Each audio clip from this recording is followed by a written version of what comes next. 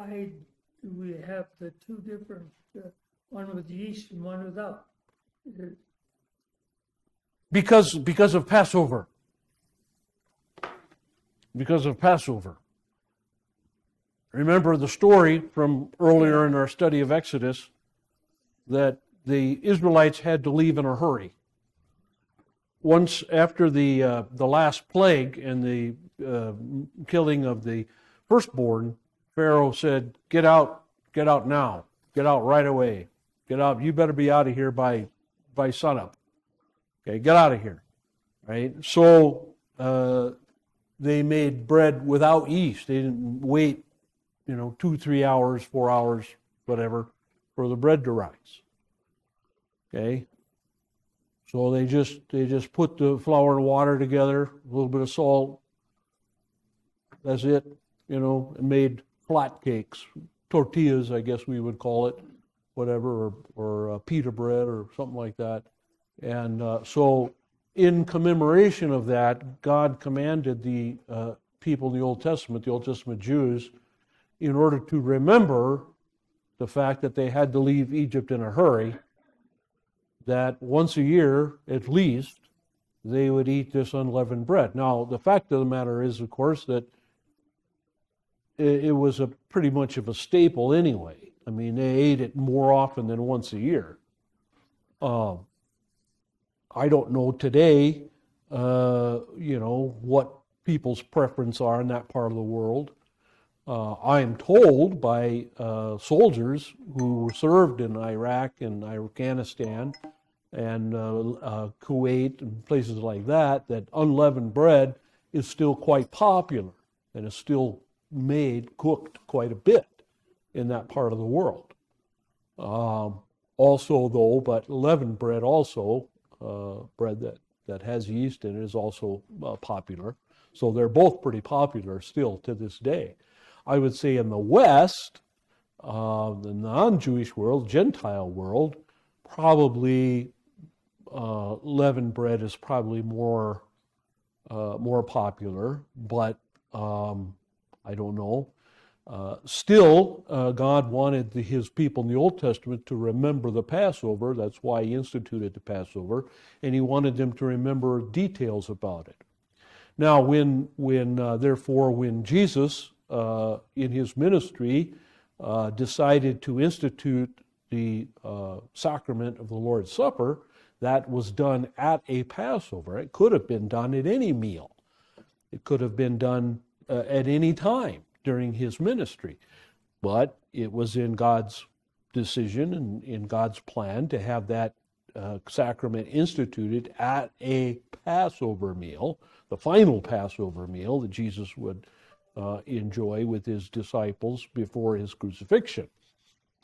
And therefore, since they used unleavened bread in the Passover, that's what was used in the Lord's Supper. The early church felt it was very important to do what Jesus did, because Jesus said, "This do." Now, I think we can recognize that what Jesus was really saying when He said, "This do," is doing the sacrament itself. He wasn't necessarily saying do everything that He did that night. And the church showed that in a couple of ways. It didn't have a meal. There's no meat in the sacrament. There's no fruit in the sacrament. There's no greens in the sacrament. There's no foot washing in the sacrament. So there are a lot of things that Jesus did that night, and even did surrounding the institution of the supper, the Lord's Supper or the sacrament, that we don't do. We don't need to do. The church fathers, the early church leaders, decided that what we needed was fruit of the vine, which would in normal cases be wine, Could be grape juice, but in normal situation it would be wine, because that's again what God commanded the Jews to do.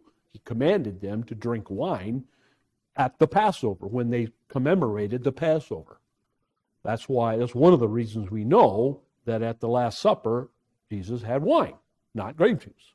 Also because of the time of year, and all kinds of other reasons. But anyway, so the church fathers said, look, to have a proper Lord's Supper, you need wine and you need bread. Now, they chose to use unleavened bread because that's what Jesus used. But they didn't make it a command. That's not a command. Unleavened bread is not part of the sacrament any more than wine is part of the sacrament necessarily. It needs to be fruit of the vine, which is fruit of the grape. So it needs to be juice of the grape. Now, what kind of juice of the grape you want to use is up to you. Okay, but it needs to be juice of the grape. Okay, it also needs to be bread, which means some kind of flour. Now, what's bread? Well, bread is flour and water, basically, and usually a little salt. Otherwise, it doesn't taste like much. But that's basically what it is: flour and water, not much else. Maybe oil if you want to put a little bit of that in there, but it doesn't have to.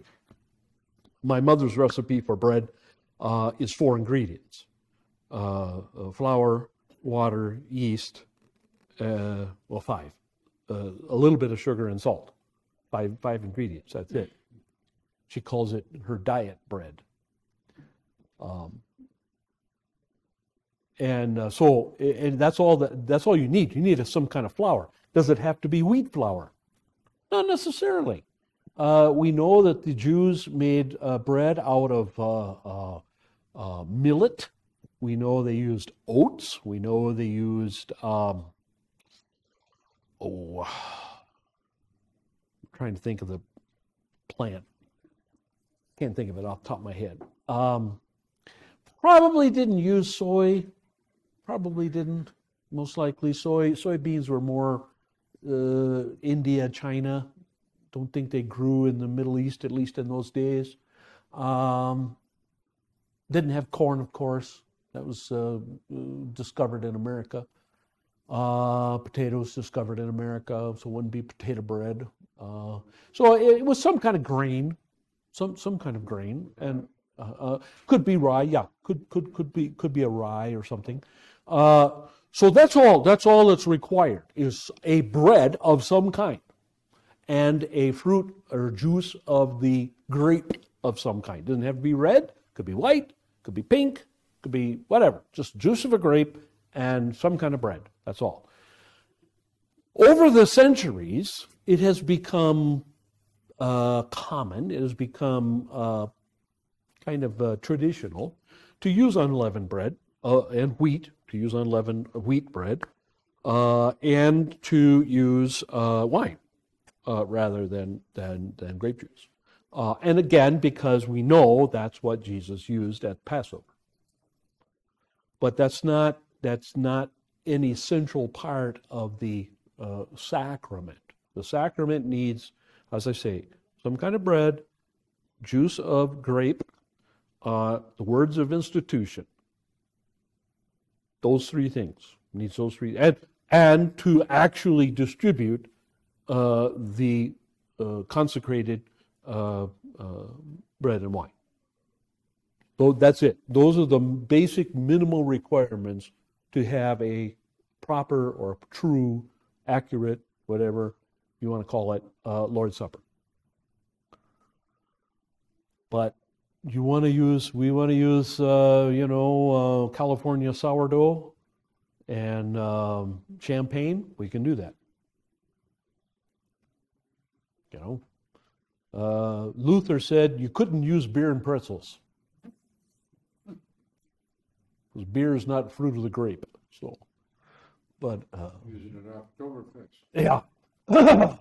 But barring some catastrophe, you'll always pretty much have bread of some kind and wine around, or juice of the grape around, and so it's pretty easy to meet those requirements. people have gotten in their heads, the Reformed, of course, have gotten in their heads you can't use wine because they're anti any kind of alcohol, which is stupid and unbiblical. Lutherans, some Lutherans, when I was a kid growing up, it would be considered very questionable to use grape juice at all, or to use white wine. That would cause upheaval. People would probably not even go up to communion if it was white wine, or if it was grape juice, or something like that. But as far as the Bible is concerned, fruit of the grape and bread of whatever kind is fine. And you have of course some progressives, liberals, moderates, whatever you want to call them, who like to mess around, and try to be avant-garde, try to be fancy, try to be new and different, and so they'll use wheat bread, and they'll use rosé wine, or they'll try and do crazy things just to kind of shake things up on purpose. And that's not the way you want to do things. You use what you got at hand. I remember I had a pastors' conference up in New Mexico, and it was we decided to change the format. We had been going to churches, and of course, when you go to a church, one of our churches, one of the pastors, and there's 25 congregations in the conference, and when you go to one of the churches and you have a communion service, and so in most cases, each church is well supplied with communion supplies. Well, we decided to change the format, and we decided to go to a central location because all the churches were spread out. The northernmost church was Santa Fe, southernmost church was Douglas, the westernmost church was Marana, and the easternmost church was El Paso. So that's a pretty big conference. And so we decided to meet right in the middle, which was a little town called Glenwood near Silver City in New Mexico. So I was in charge of doing the service, and so I got a tray of communion, a tray and a bottle of wine, but for some reason I went off without the wafers. And so I got there, and I got there. It was the next morning, Monday morning, and I was setting up for the service in this cabin. It was a very nice cabin layout of cabins, and I asked the cook they cooked breakfast for us, and I said, "Do you have any crackers?" And he said, "No, I don't have any crackers here. We don't serve soup very often, so I don't have any crackers." So I had to run into town. Town was about 10 miles away. I had to run into town real quick, and I wasn't going to find any wafers, of course, and so I just bought soda crackers. Actually, I bought the little oyster crackers. Those worked real good, and so I brought the oyster crackers. And I didn't think I would get any kind of guff from anybody, but oh my goodness, the pastors were all incensed. With about 25 pastors there, and they were all, "Well, what's this all about?" And I said, "Well, I ran off without the wafers." "Well, we can't have communion with crackers. What are we, a bunch of Baptists?" And I said, "Folks, guys, this is bread. This is bread. It's crispy bread, yeah, but it's bread. It's flour and water and a little salt. What's the difference?" I didn't expect these theologically trained people to have a problem with this, but they did. Some of them, and they had to be talked into it. That was kind of I was only in the ministry about 10 years at that point, less than 10 years, I guess, and that was my first brush with ignorant pastors. Since then, I have met tons of them, so I'm not surprised nowadays, but I was a little taken aback that first crack there. So anyway, I hope that answers your question. It's all about the Passover. Anything else? Yes, ma'am. The Julian calendar. Yes. Mm-hmm. Who started it and why has it ended? Okay, Julian calendar was started by or ordered by Julius Caesar. That's why it's called Julian calendar. And he didn't necessarily make it up. He had a little hand in it. But calendars, and we had a class on calendars here many years ago. I should get that stuff out, I guess, again. But calendars are a tough deal. Because you have to decide how you're going to allocate the days. And the problem is that the Earth's circuit around the sun is not an exact number of 24-hour periods. It's not exactly 364, but it's not quite 365. It's, and I don't know the decimal points, but it's 364 point blah, blah, blah, blah, blah, whatever. And so the calendar before the Julian calendar had it like 360. And they weren't real good at measuring distance yet at that time. And so they didn't have it down very well. They had 360. And so when that happens, what happens is you lose, or your seasons, okay, are off by 4 days every year.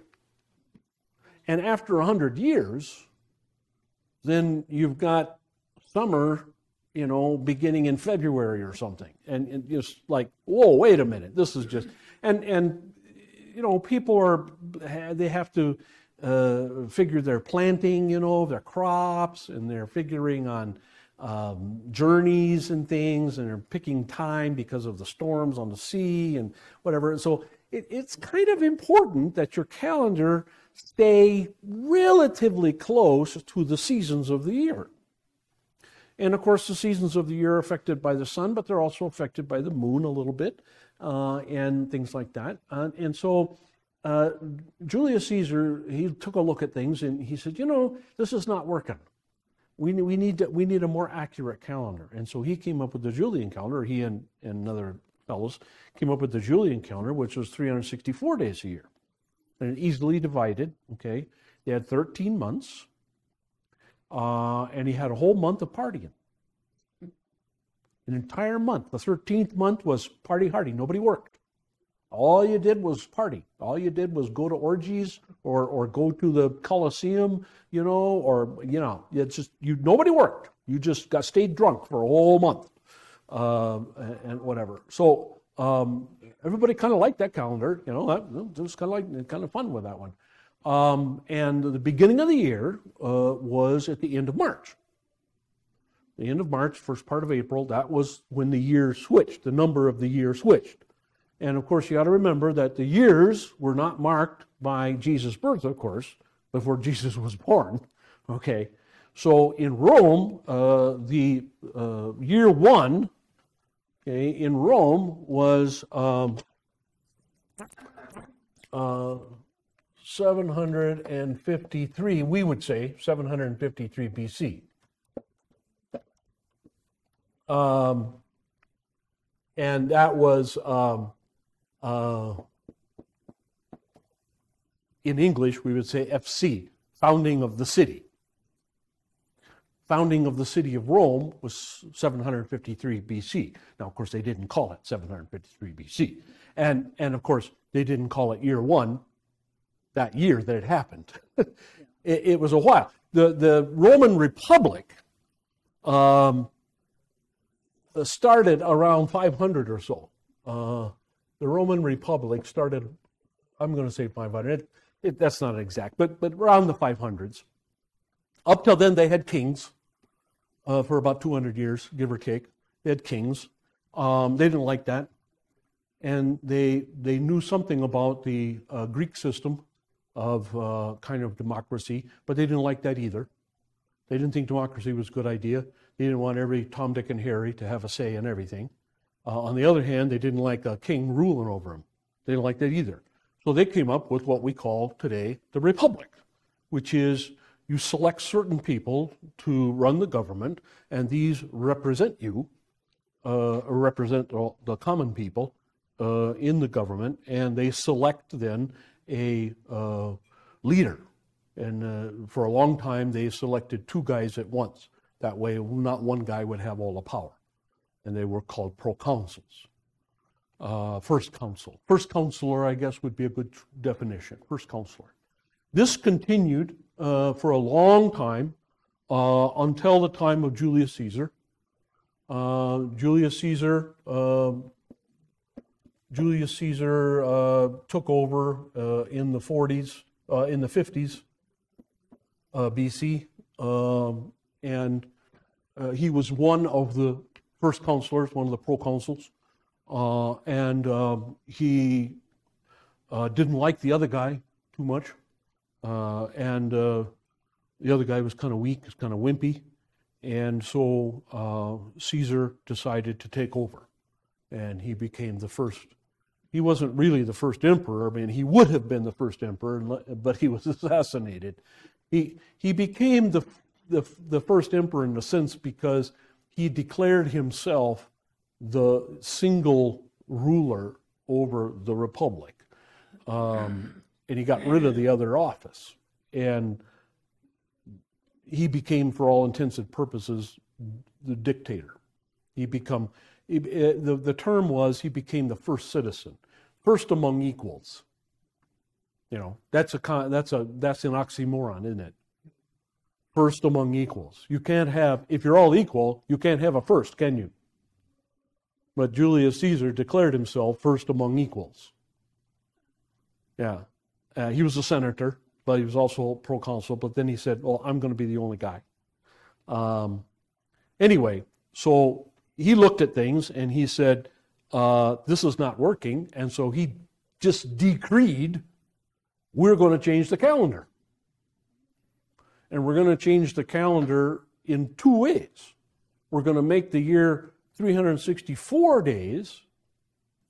We're going to make it 12 months now instead of 13.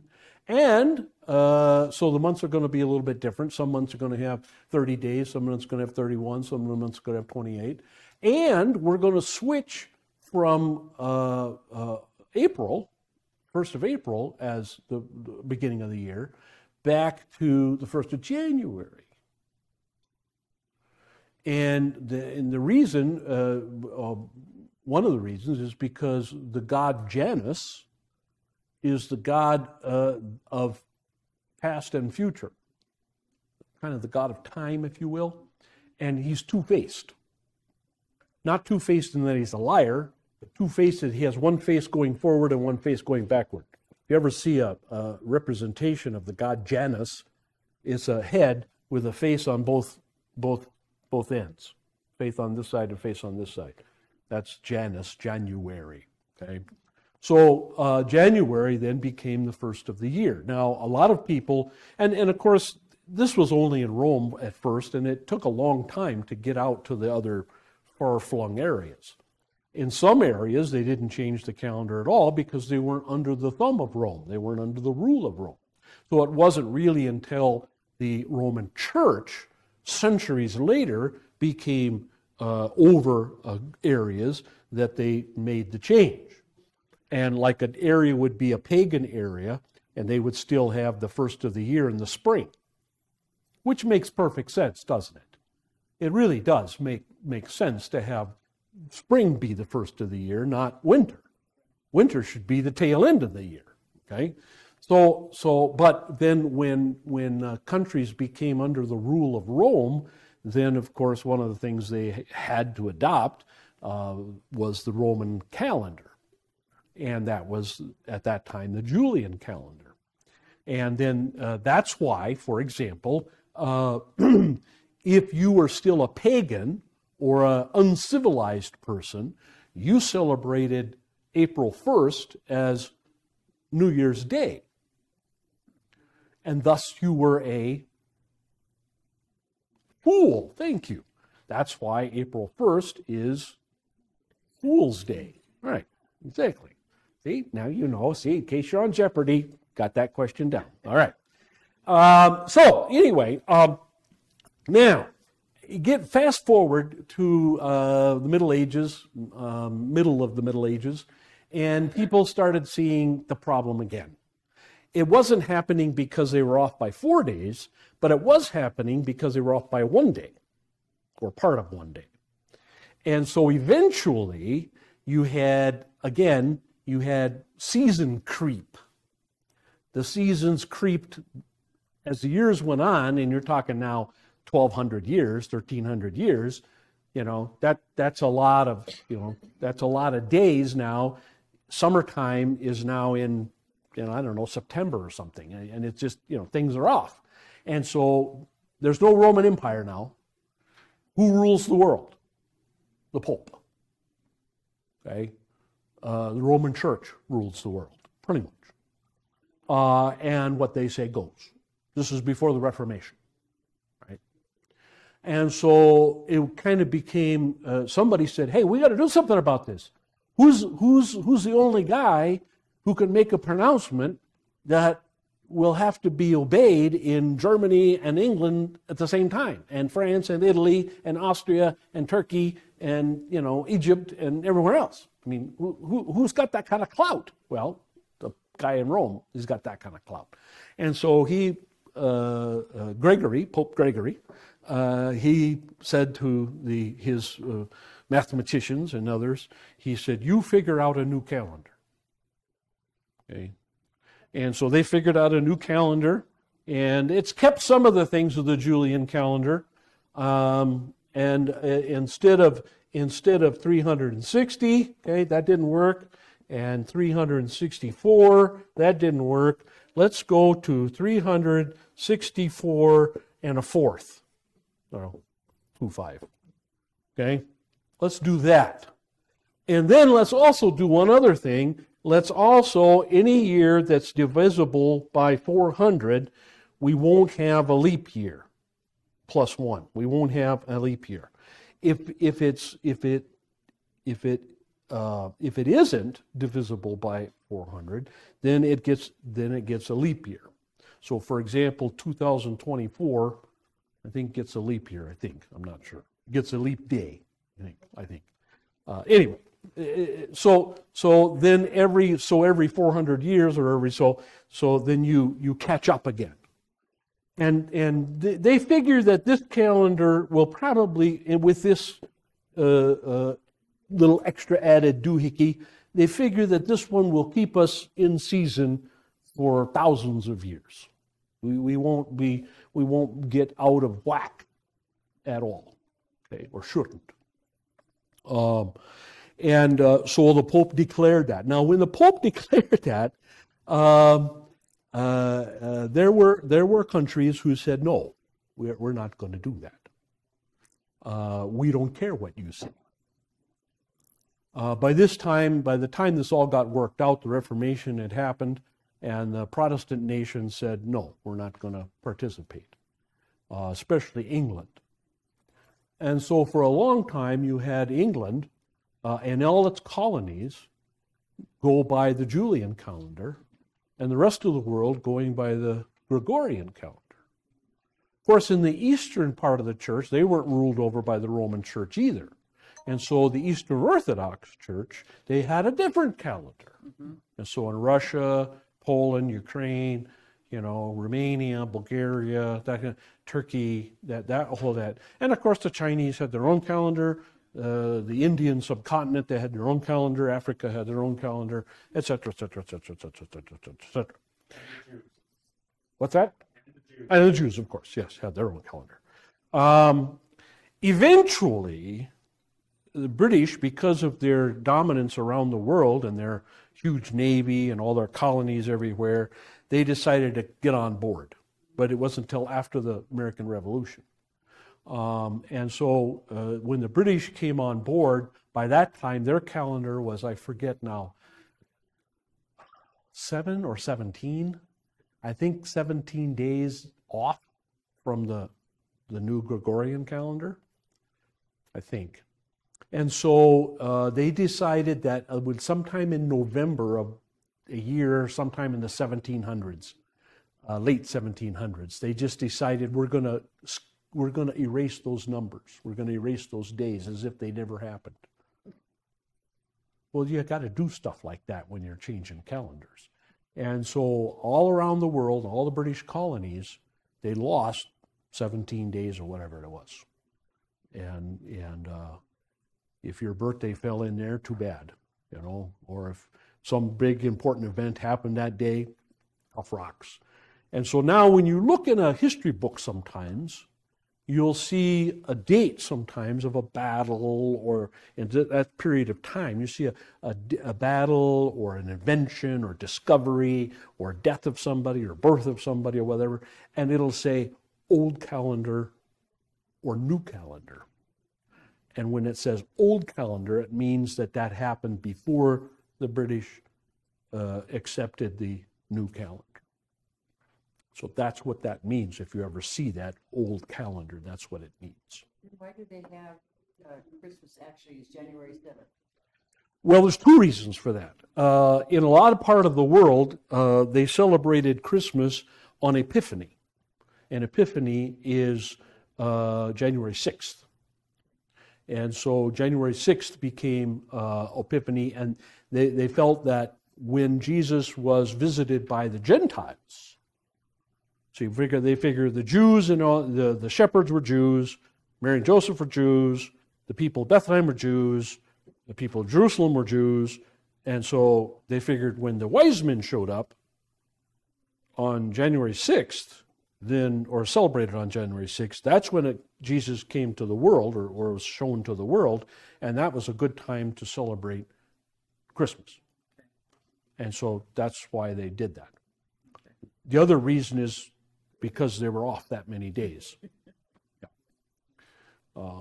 So yes, the Eastern Church celebrates Christmas on, and then if you count the days between December 25th and January 6th, those are the 12 days of Christmas. Yeah. And so the big gift and the big celebration was on the 12th day. Or as Shakespeare wrote his play about the 12th night. See. Big party. Big party. That's when gifts would be exchanged, because that's when the wise men brought their gifts, you see. And so the gift on the first day would be tiny, and the gift on the 12th day would be big. But don't they also have it like on Easter, like they're like 2 weeks? Yeah, yeah. The Eastern Church is still going with that old calendar, and so they're off by that much. Yeah. All right, let's look at Exodus, and we're going to look now at the new section.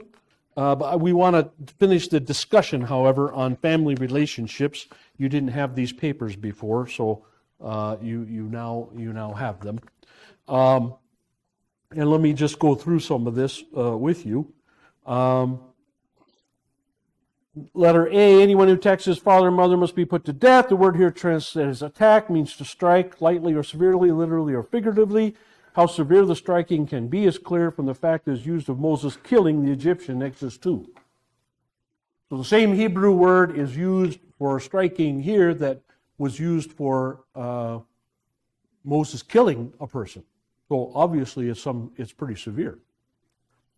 But here it is simply to strike to give the indignity of a blow, not to kill, which was already made a capital offense. So it doesn't have to be that. When you're striking a parent, all you have to do is just tap him, and that's enough to capital punishment. The severity of this law is quite remarkable and strongly emphasizes the honor, dignity, and authority of parents in God's eyes as His personal representatives. There is no parallel to it in any other known law code. So when you look at the law codes of Hammurabi, or the law codes of the Aztecs, or law codes of the American Indians, or the law codes of India or China, you don't find these things, or this particular thing. Only in the Hebrew law code. This is something that has completely been lost, absolutely been lost in our world today. Children are not taught, even in the church for some reason, at least aside from this church anyway, children are not taught today that parents represent God and that or disobeying a parent is equal to disobeying God.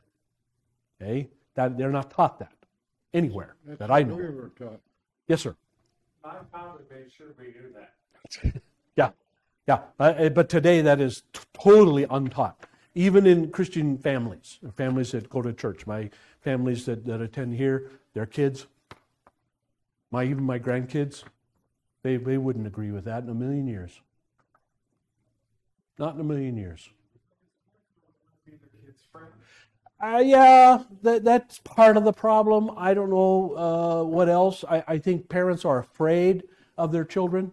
They're afraid of their children because they know, almost everybody above 12 has one of these. And, dial 911 and yell parental abuse, and your parent winds up in the hoosegow. And parents know that. And so I think the parents are afraid of their kids instead of the other way around. And of course that has led to complete breakdown, anarchy really, in families and therefore in society.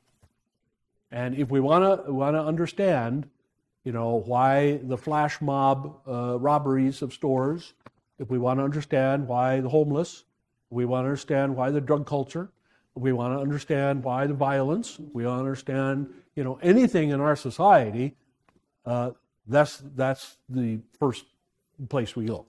The first place we go is that the family relationship has been totally turned on its head, and instead of children being afraid of their parents, it's parents being afraid of their children. And the government has done that. The government has done that. Now, to be fair, to be equal here, to be nice, the government had no choice. The government had no choice because of the children who were being made into ashtrays by their parents, be it parents putting out cigarette butts on them, parents selling their children for sex, parents experimenting on their children with drugs, parents abusing their children or just neglecting them completely. You've heard on the news, I'm sure, many times about parents who's kept their kids in the basement or parents that kept their kids in dog kennels, chained in chains, authorities finding children emaciated, kid wearing, a teenager weighing 50 pounds, things like that. The state had no choice.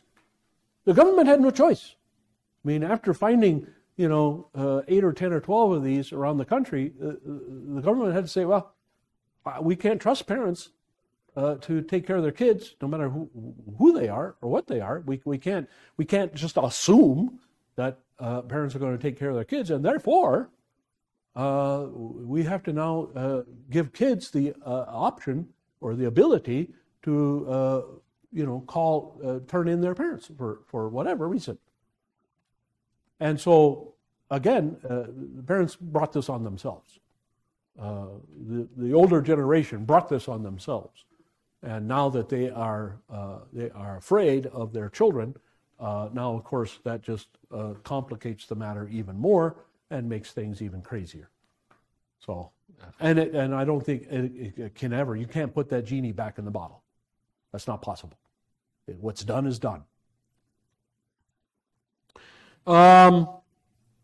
This law, letter C, this law is the other side of the coin of the fifth commandment. To our modern ears, this sounds unusually harsh. As a matter of fact, our present-day children can sue their parents if they receive corporal punishment. But there is no law against a child hitting his parent.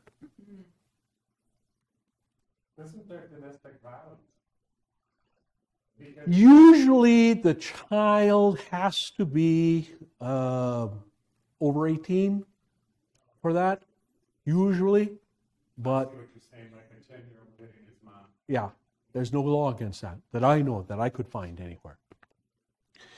Paul's admonition, children, obey your parents in the Lord, for this is right, is today completely, and I mean completely, out of the picture.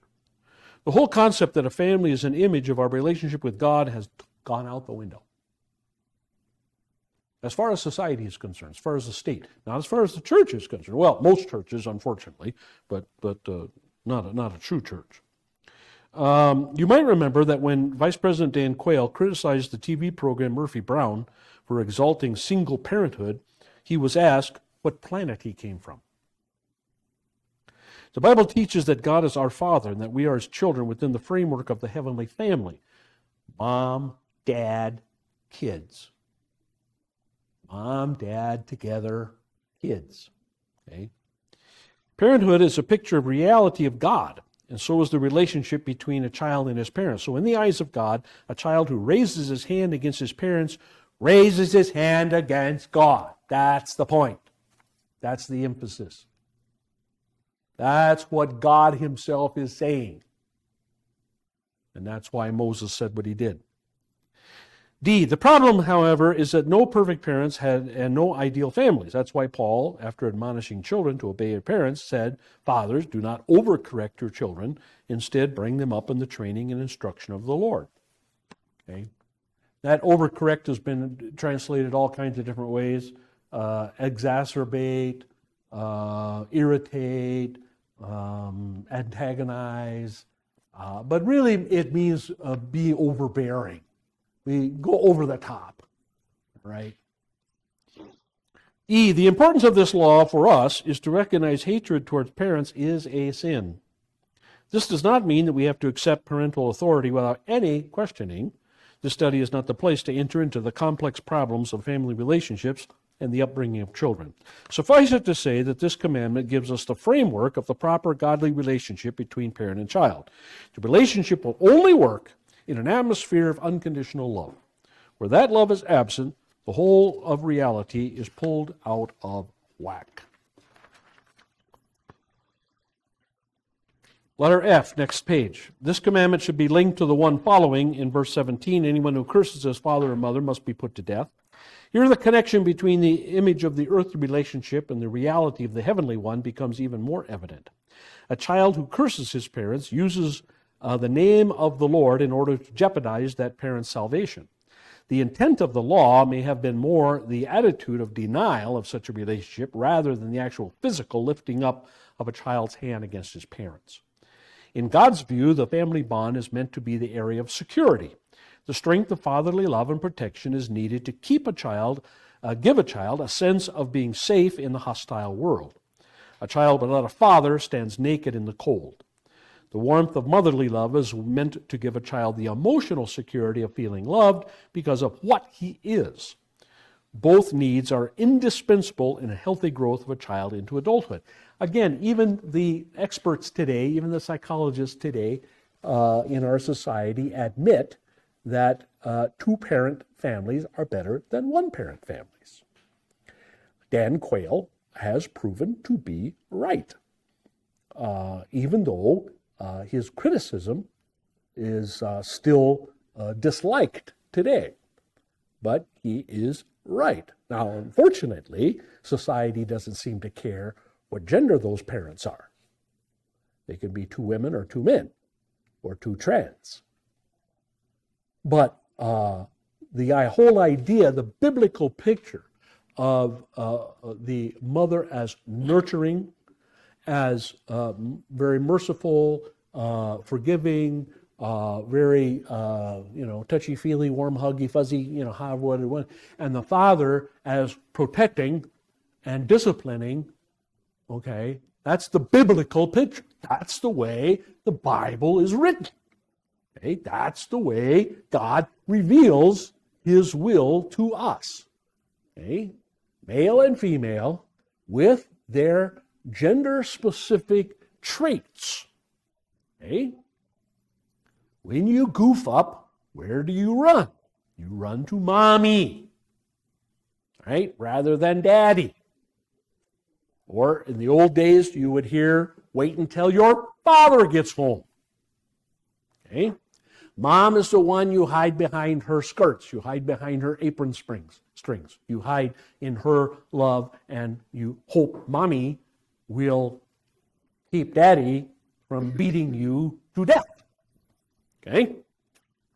That's the idea. Right? Father, protector, discipliner.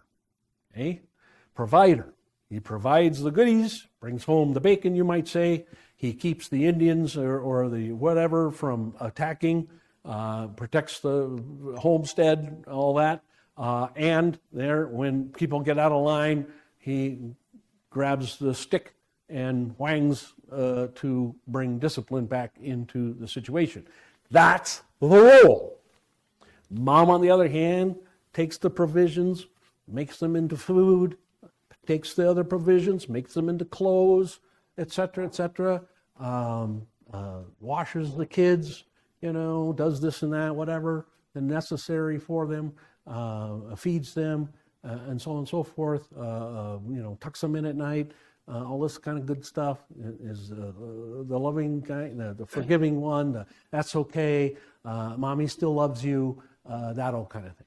That's the way the Bible is written. That's the way society works best. You can get mad about it. You can jump up and down about it. You can say that's not fair. You can say it's not right. You can say some men are better lovers or huggers than women, and you can say some women are better providers and protectors than some. I don't care.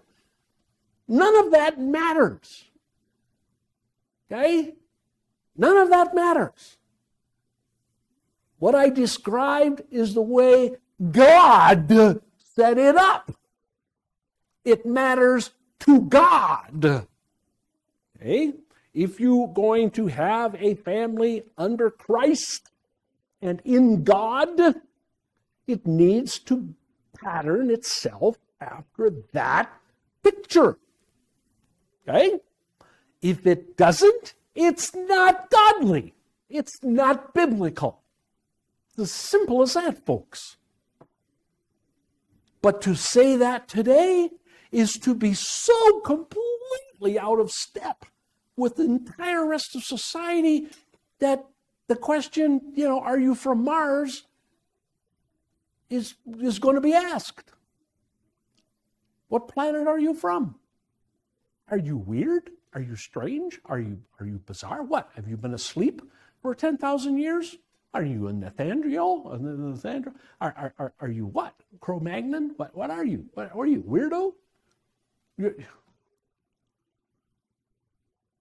So, I'm just telling you, right? You can't put the genie back in the bottle. Unfortunately, that's the way it is. So, I don't see, barring the nuclear meltdown, barring an electromagnetic pulse that destroys the internet and TV and radio and bombs us back to the Stone Age, I don't see this being the norm ever again. Ever. And that's why I think we can justifiably say that things are going to get nothing but worse.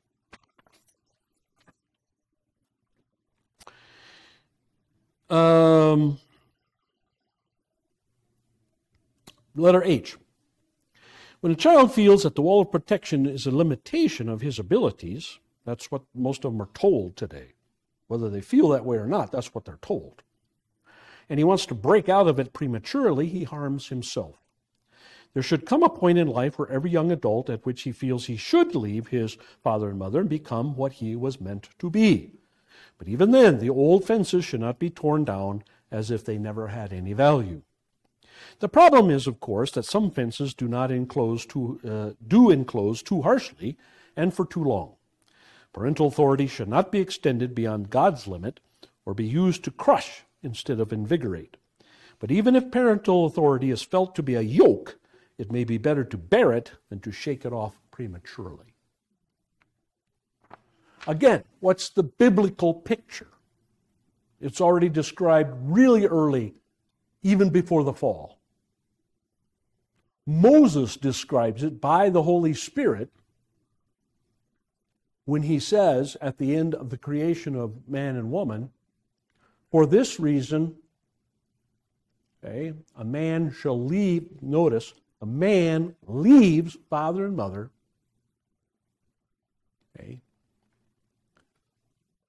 and cleaves unto his wife. starting a new unit. Okay? Doesn't say the wife leaves mother and father. She's taken, basically. Not in a violent way, of course, but that's the idea.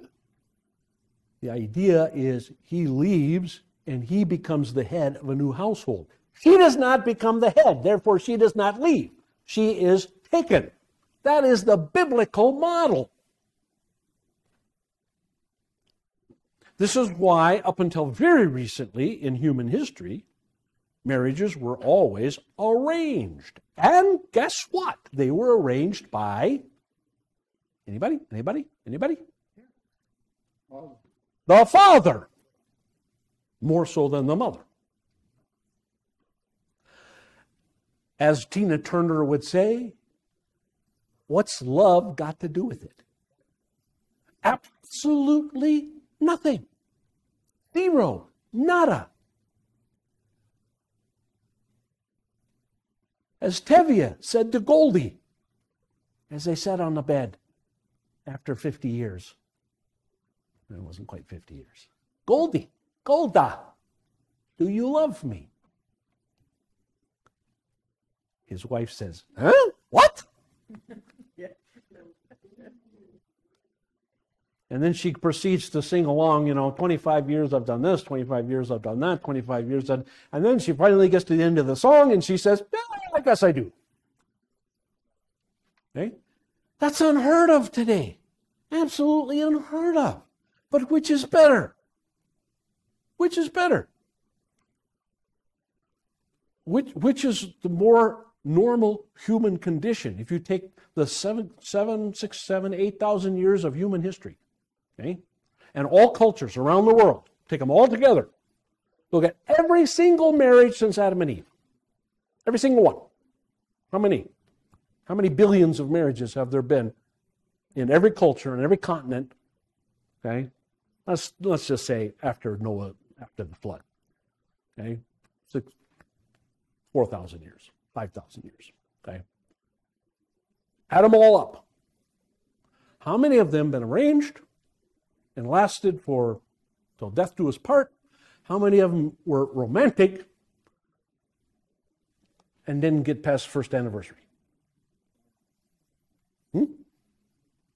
I propose to you, my friends, I propose to you, again, even unchristian cultures, even unbiblical cultures, I propose to you that I would say 90% of marriages since the flood to today, okay, 4,000, 5,000 years, okay, 90% of them have been arranged. And of that 90%, I would say probably 75, 80% of them lasted until one or the other died. The 10% that have been based upon romance and feelings, okay, my guess is, well, I know from my own record, okay, I've got 250 marriages in my book, my ministry book, after 42 years. I can tell you that my success rate, okay, of those 250 marriages, less than 50% are still married today. Less than 50%. And I would put my record up against any other pastors. And I bet you, dollars to donuts, I bet you, very few would have anything better than that. Maybe you get a 51 or a 52%, maybe a 55. In some extraordinary case, maybe a 60%. And so, just looking at the facts, looking at the numbers, okay, what does that tell us? Tell us is that feelings are not satisfactory in arranging a marriage, a family. It works few times. And all you have to do is look at the divorce rate in the United States and around the rest of the Western world, and you see that. And interestingly enough, in communist nations, used to be divorce was frowned upon. Now it's not, because they have been westernized. And now it's a big problem. It's a big problem in China. It's a big problem in Russia. Huge problem in Russia. Huge. Yes, sir. What's your opinion on the benefits of making decisions when you come to what occasion? Well, you know, when it works, boy, it works. No, but like what specific things can you say feelings really play a part in? I mean, they play a part in all of our decisions, but Sure. it shouldn't be marriage, shouldn't be in a career, because everything should be based upon fact and filtering on that, because you buy. Oh, I see what you're saying. Okay, I misunderstood your question. I misunderstood. I would say zero. I would really say zero. I would advise people, if anybody came to me and said, we got a really hard decision, you know, my wife and I have a hard decision, or I have a hard decision, or, something, I would very strongly advise them, try to keep your feelings out of it. Try. Okay. If I got a call, let's say, if I got a divine call from a congregation in the Upper Peninsula of Michigan, all right, my feeling, right, immediately would be, I ain't going there if you put a gun to my head, right? I had a classmate who, what's that town? What's that town on Lake Superior up there? No, it's on the little peninsula there. Shoot. Sault Ste. Marie? No, not Sault Ste. Marie. Anyway, Marquette, thank you. Marquette, Michigan. That was his first call. And I remember talking to him on the phone. We were good friends in college, and so we kept in touch a little bit. That particular year, that chunk of the Michigan and that little peninsula there got a record number of snow. I think they got more snow than Anchorage. They got more snow than Nome. They got, yeah, right. It's just, and he said he was so sick of it. His wife got very depressed. He didn't last very long. He was there about 3 years. He resigned, and he was out of the ministry for a couple of years. He then took a call, and he got a call in southern Minnesota. He was there about 2 or 3 years, and then he disappeared. Nobody's heard from him since. He just decided, I do not want to do this in snow country. So I don't know. Anyway, but yeah, I haven't had that many calls. I've only had 4 in my entire ministry. But I've had a lot of classmates and friends who've had a lot of calls, and they will call me and they say, how should I look at this? And I always tell them, make two columns, pro and con, and keep your feelings out of it. Don't move because it's closer to your folks. Don't move because it's closer to your wife's folks.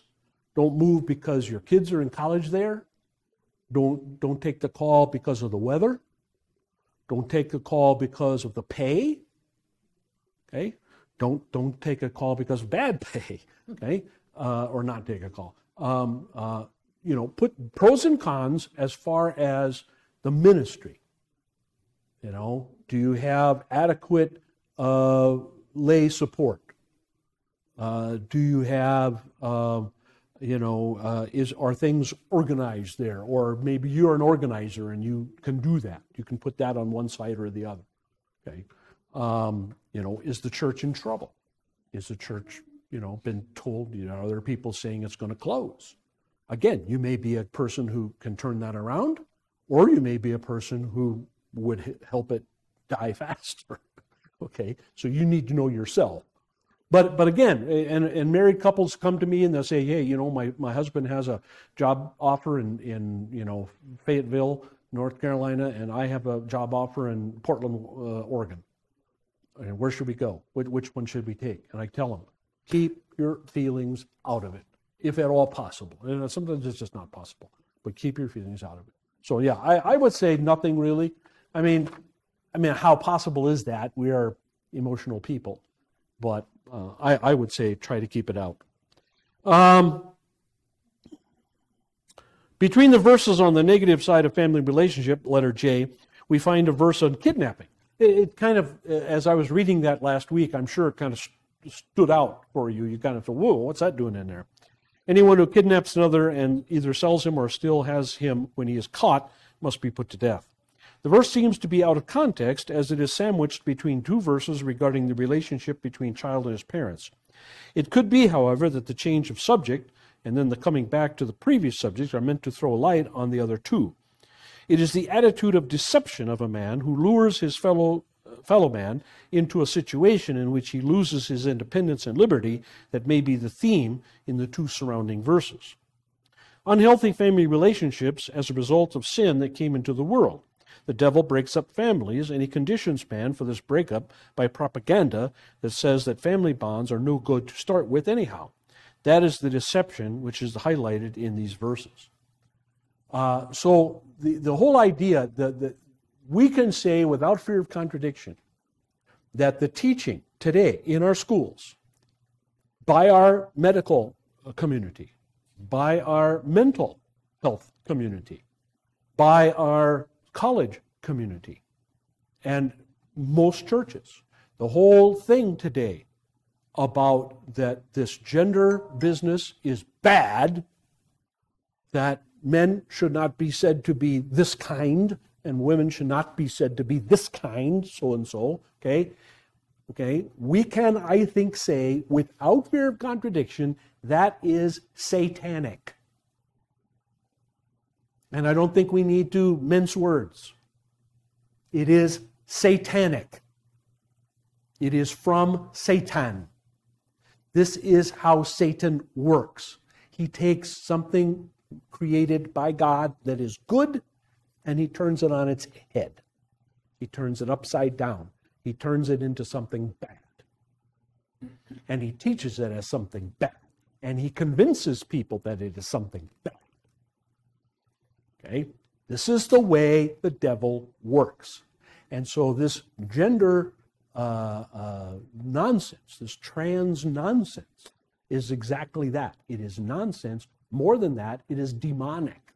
It is out of hell and nowhere else. And the churches that teach it and the church leaders that promote it are on their way to hell. And they are those who will be tossed into the sea, metaphorically speaking, with the weights around their necks. I would not want to be in their shoes come Judgment Day. They will be at the very lowest rung of hell. That much I can tell you for a fact. No contradiction. None. Okay. It is demonic and should be opposed by anybody who wants to at least even attempt to be biblical. Should be opposed, should be spoken out against in every instance. Should never be compromised with in any way, shape, or form. But of course, that's very difficult, especially since it is the younger generations who have embraced this demonic teaching and see no problem with it. Except that, very strangely, it's that same younger generation that cannot seem to find partners, at least of the opposite sex. And they can't figure out why. My girls love them dearly, but they cannot seem to understand, they cannot figure out why men are so totally worthless.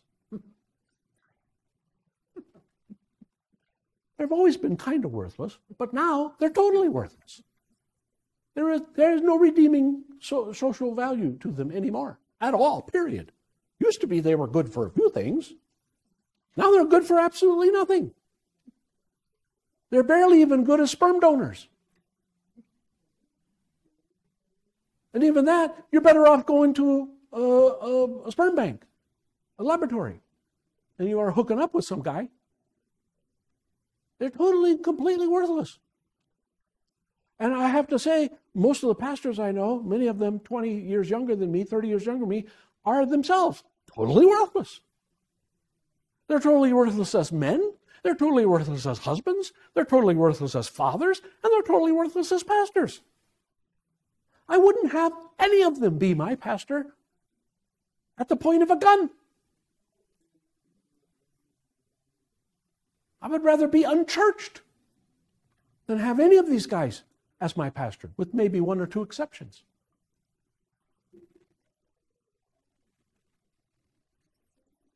And yet, the women in our society cannot seem to get it, cannot seem to figure out why this has happened. They're totally clueless.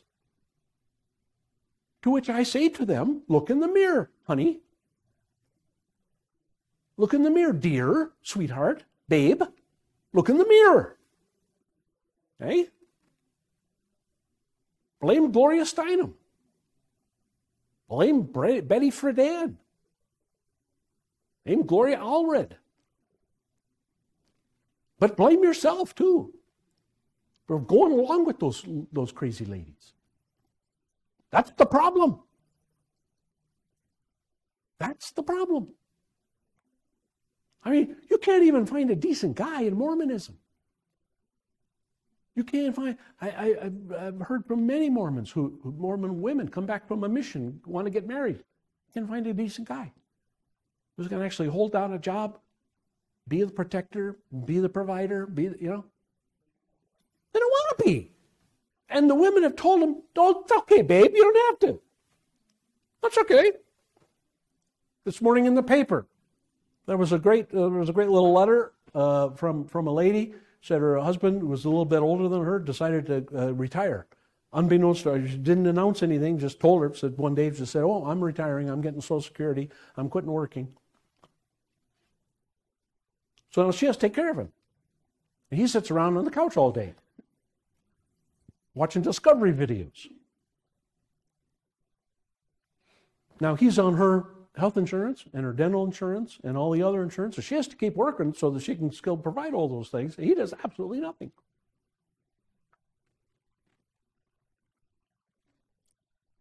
I read more of those every day. So guys are just saying, "Hey, you know what, honey? You want to bring home the bacon and fry it up in the pan? Be my guest, honey sweet. I'll be in the den. I'm going fishing. Yeah, I'm going fishing. I'm going to go golf. See you around, babe. You want to run the world? You go right ahead. And you enjoy yourself. Because you know what? You don't need me. So, yeah, it boggles my mind how they cannot put two and two together and get four. Okay, that's a good place to stop. Yeah, let's just let L real quick. These are wrong attitudes, result of demonic propaganda. Yeah. All right, so we'll pick it up on violent offenses, the next page, page 146, top of the page. 18 to 27.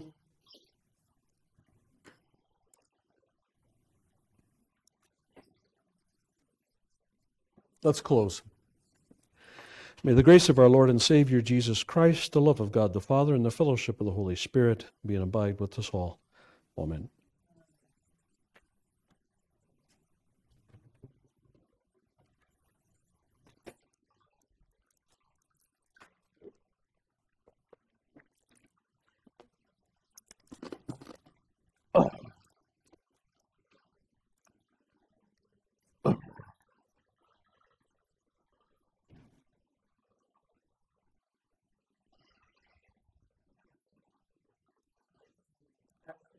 Thank you.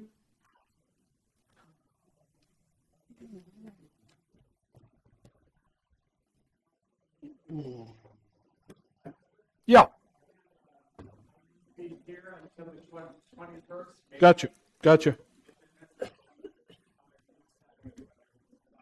All right, understood.